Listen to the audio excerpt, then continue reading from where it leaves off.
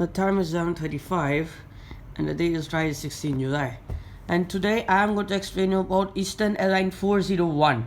So 29 December 1972, Eastern Airline 401 was about to take off from New York John F. Kennedy International Airport and was going to Miami International Airport.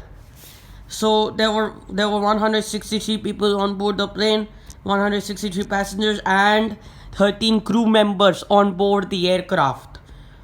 Slowly, the plane was filled with people and was ready for takeoff.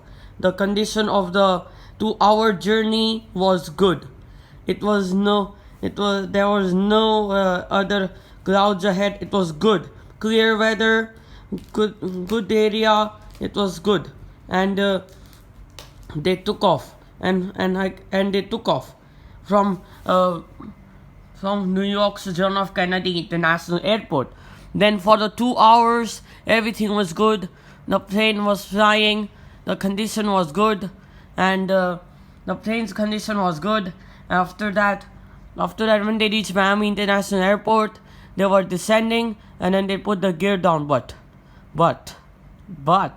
the gear's light hadn't shown green.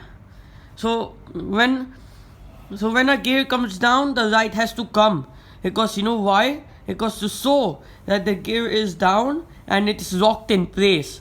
Example. So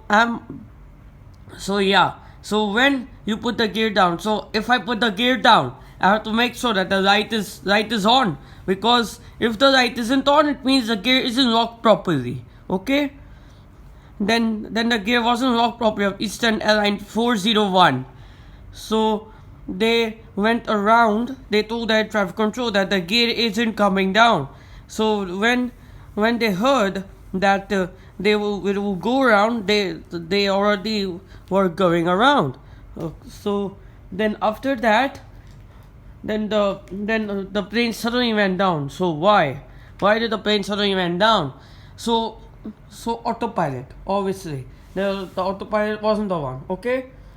And then when they were going around, the captain touched the yoke of the plane, and then the autopilot disconnected. So I was explaining about autopilot more. So see, you are flying a plane now, okay? And none of your autopilot is on. So when you turn all your autopilots on, so the autopilot knows which direction to turn in the air, which way to turn, and which way to fly.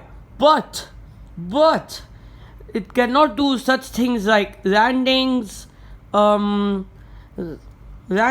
takeoffs. Okay, it cannot do turns, but it can fly your plane at a straight direction. So the plane was flying 2,000 feet of altitude.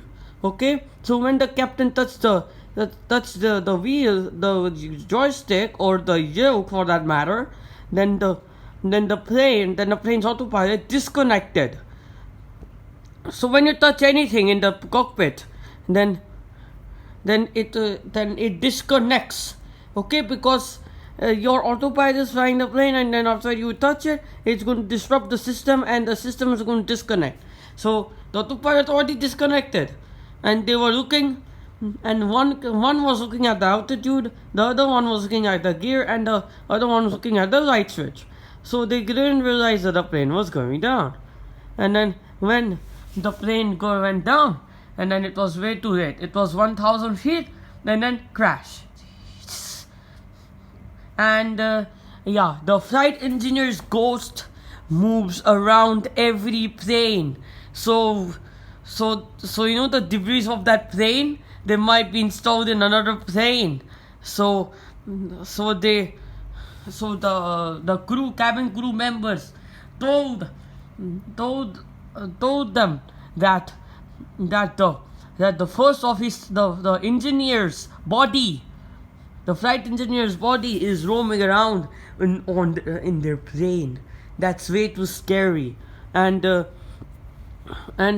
condolences for your family. I'm so sorry for this. Okay, I didn't know that this crash was going to happen. When I saw the AR info, I knew this was another incident and another very bad one. I knew this because I saw it in the morning, and that it's the airline flight 401 crash. It's very horrible. Like like planes are the safest mode of transportation. We know that already, right? But still, you have to be careful. You don't know what will happen if you don't be.